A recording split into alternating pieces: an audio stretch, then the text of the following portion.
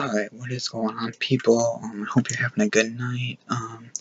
You might notice I'm talking a little bit more quiet than usual because, well, I'm technically supposed to be sleeping because it's like, what is it, past midnight or something? I don't know even. But anyways, the Minnesota Vikings won. We are 2-0. Kyle's undefeated. I didn't want to say it in week 1. I should not be shaking this so much. I did not want to be saying that in week 1. Man, because our defense was taking control. But I take back everything I ever said about Sam Bradford. Not that I ever really talk shit about Sam Bradford, but I am proud to say that Sam Bradford is our starting quarterback for the Minnesota Vikings because he played absolutely fantastic tonight. Absolutely. Aaron Rodgers was flustered pretty much the whole game, but he played somewhat smart too. But Bradford, man, I mean, he was playing good. Anyways, before we get on this video though, I'm gonna give you guys a quick little tutorial about how to open a puff can without making a sound, because like my mouth is dry and I want something to drink while I make this video. So yeah, basically this is so ridiculous. Kids out there who always want pop when one of your parents is still awake, because my dad's always awake in the middle of the night. Well, here, I'll get closer to the microphone so you guys can hear me a little better. Okay, so here's how you open a pop can without making a sound. Grab a coat, literally any type of coat, a small coat. I wouldn't really recommend a light coat. I mean, this is kind of a light coat, but basically, take this light coat. Right? Now, this will not work with, to my knowledge, this doesn't really work with blankets, but take your coat. Alright, here's your pop can. Take your coat. I gotta jump on my keyboard. I'm gonna move my freaking mouse that way I can keep it. Alright. Here, I'm gonna adjust my screen a little bit to where my coat is. No. Whatever. Here's the coat right here, right? And here's the pop can. Alright, you take the fucking pop can. You go like this. This is my old bed, by the way. This is why I don't care if I make a mess. Go like this. Fucking open the fucking pop can. Look at that. You hear a little bit of pop, but it's so fucking muffled. You know how a pop can will usually muffle across the walls because it's so loud?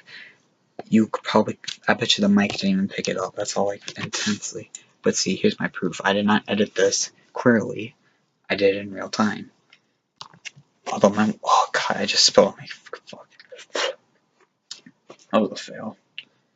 Luckily I didn't spill that bad. Oh, if that would have been gotten into the keyboards, that would have been awful.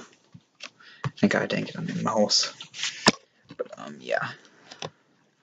There you go.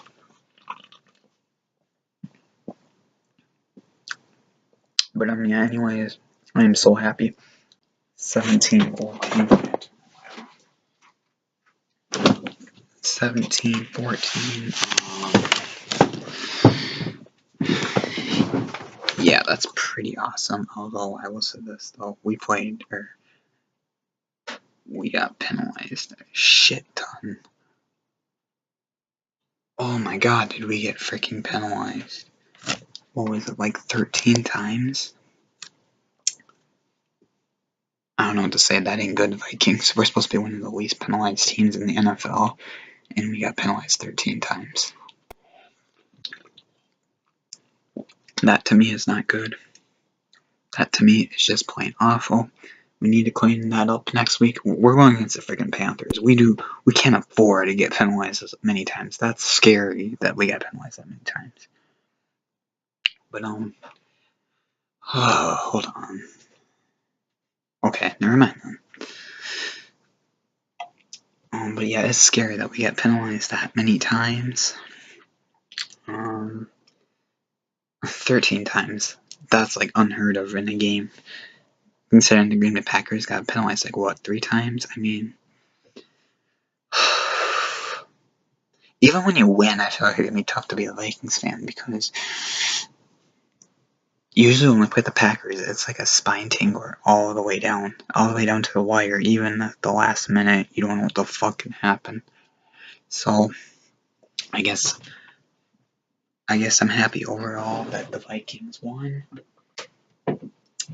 But I'm not happy with certain things. Like, I'm not happy with how much we got penalized. I mean, that is just absolutely ridiculous.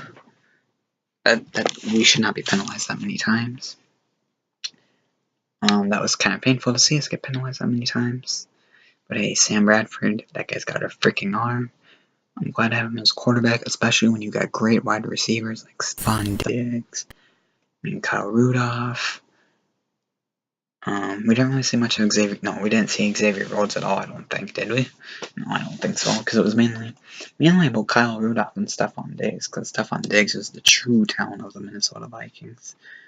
I mean, I wouldn't be surprised. He's probably the greatest wide receiver we've had in like the last 3 years. Aside from the last year or so with Mike Wallace, but with him, things didn't work out. So Ravens, don't be surprised if he fucking cheats on you guys. But anyways, I'm not really upset that Mike Wallace is gone. I mean, to be fair, the freaking asshole pretty much cut down our quarterback with his mean ass words. So you know what, fuck that guy. Let him be with the Baltimore Ravens. He's probably just gonna screw them over. He's gonna say Joe Flacco sucks, but I kind of doubt that. I don't think he would say that about Joe Flacco. But with his stature, you don't never fucking know. I mean, that guy's always making excuses. But anyways, yeah, fuck him, because we got like Stephon Diggs and Charles Johnson, so I could really care less. Wait, did I say Xavier Rhodes? He's on defense. What the fuck was I saying earlier? Oh, never mind. Of course we didn't see him on offense, because he don't play offense. You can tell this was a late night video. But, yeah. It was great. Although I did hear earlier in the game they tried to do an LAU to Adrian Peterson, but that's like a hit or miss almost. And Peterson, speaking of Peterson, our running game is a disaster, and it's pretty much thanks to him. Like I said, I want to see more of Jerick McKinnon.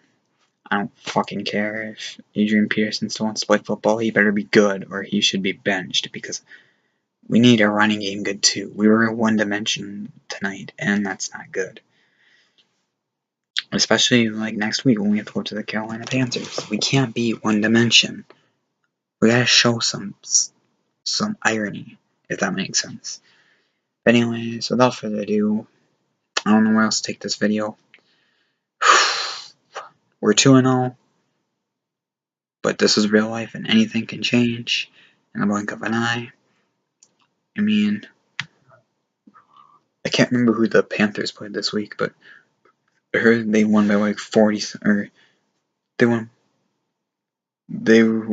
their score was like 44 or something like that when they won the game. So, yeah, I don't know. I don't know if we're going to get destroyed or not. Our defense is pretty good, but it's going to be all about the defense. If the Vikings actually play good next week, it's really, you have to believe they're playing good because of the defense, because our defense is just the best part of the Minnesota Vikings. But anyways, this is my post-game analysis. I will be uploading this now. So anyways, like, comment, rate, and subscribe. I know a lot of you probably won't even see this till morning because you're probably tired and you probably want to go to bed or something. But if you're a hardcore Vikings fan, you might want to hear this. So yeah, without further ado, like, comment, rate, and subscribe. And peace.